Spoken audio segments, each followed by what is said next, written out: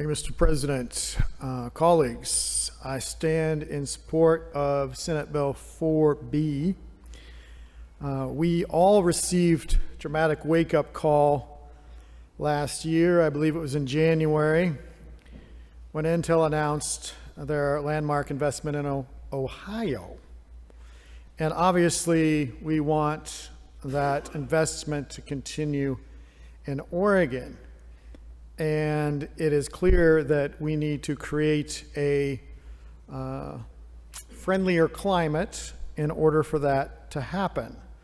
So companies are going to make decisions based on long-term investment and their ability to regain from those investments. In other words, the ROI.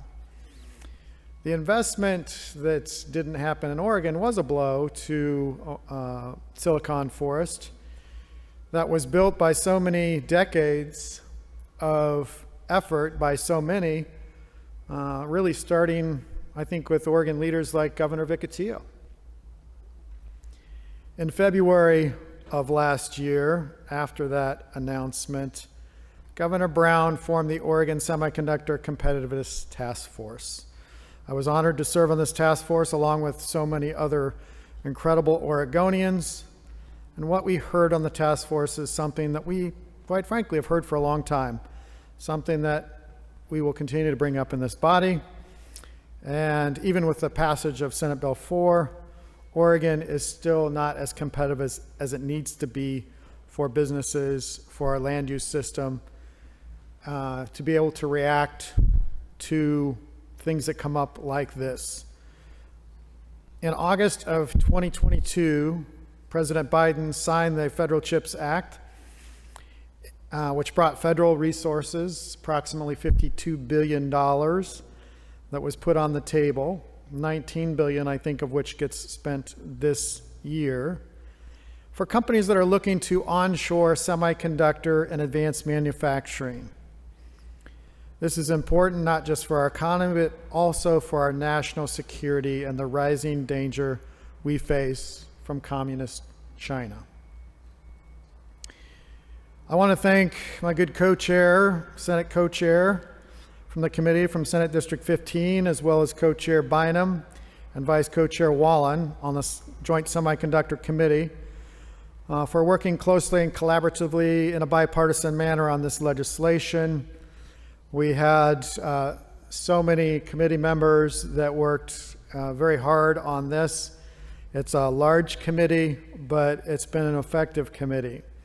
Senate Bill 4 comes to us here in the Senate as what I hope is a start of something important.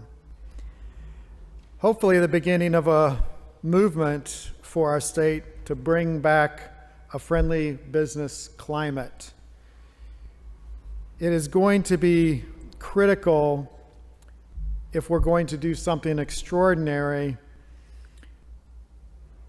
that we do something in terms of incentives to help our businesses here in Oregon expand for the good paying, high paying family wage jobs that exist in the semiconductor industry.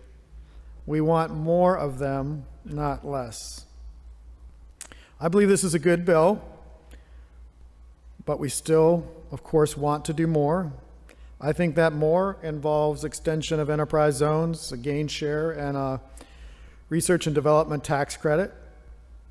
I know we have a work group that's working on that. I appreciate the Chair of Revenue and his efforts, and the Senator from West Valley have been engaging pretty significantly on that. I appreciate that.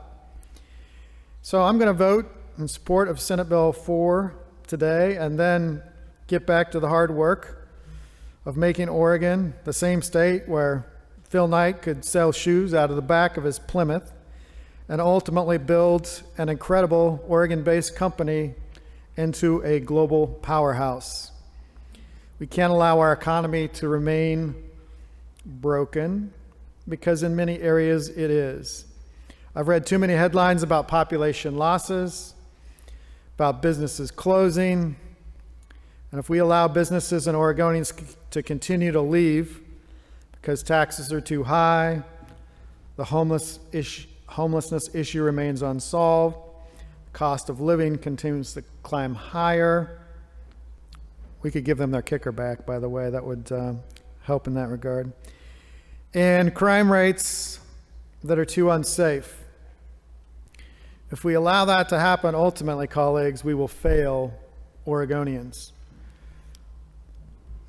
I know people have some concerns about this bill, and I truly understand them. If we had a land use system that actually worked, we wouldn't need to make any adjustments today. And the reason that adjustments are going to need to be made is because our land use system doesn't act quickly. It is 3 to 5 years minimum, usually, when you're looking to develop property, whether it's residential or commercial, if you're starting from the beginning, and especially if you're not in the urban growth boundary or urban reserves. I've had 20 years of experience with Oregon's land use system in my professional life, and if there is something that is broken, it is clearly that. So this bill does something that we otherwise wouldn't do if that was the case, that we had a land use system that actually worked. And while I recognize that not everybody agrees with that, and some sections in relation to this in the bill are controversial for people, literally we have no choice if we want to step up and continue to be a leader in the semiconductor industry. We can cede that to other states, and the national security implications of this bill are so significant, and that's why it exists. The CHIPS Act exists, this bill exists, because there's been a movement away from research and development and manufacturing of chips in America. I think we've gone from about 37% to about 12% of worldwide production. Now, Oregon is still a leader in the world, but nonetheless, we are dropping. And who is picking up that is Korea and Taiwan. And as you all have probably seen and heard and read, China is threatening Taiwan. And if they ever act, it would be a significant disruption worldwide in the US as it relates to all kinds of chips, those that help to defend us, those that help to run our cars, those that run our medical equipment, those that let you know what your refrigerator is doing while you're sitting on the Senate floor, those chips that run literally our entire lives. And so it is critical to onshore these jobs that are mostly high-paying jobs. And what better place to do that than Oregon? And I know that there are many areas of Oregon that are primed and ready. So there are areas around the state where there is land within the UGB. Redmond and Central Oregon is well positioned. Medford, Boardman area. There's areas in Albany and others where there's land within the UGB, but not for the type of large fab that Intel has. Those fabs, the new fabs, it started out years ago that it would only need 500 acres. Now you're about 1,200 acres for one of those fabs, and they're like 1.2 million square feet under roof. So pretty significant. So colleagues, for all those reasons, I urge your support today of Senate Bill 4. And I recognize we're making this investment early, and even if we waited for the May forecast, which I think some want to do, and I understand that argument, I would still make this investment nonetheless. So I encourage the support of Senate Bill 4 today. Thank you.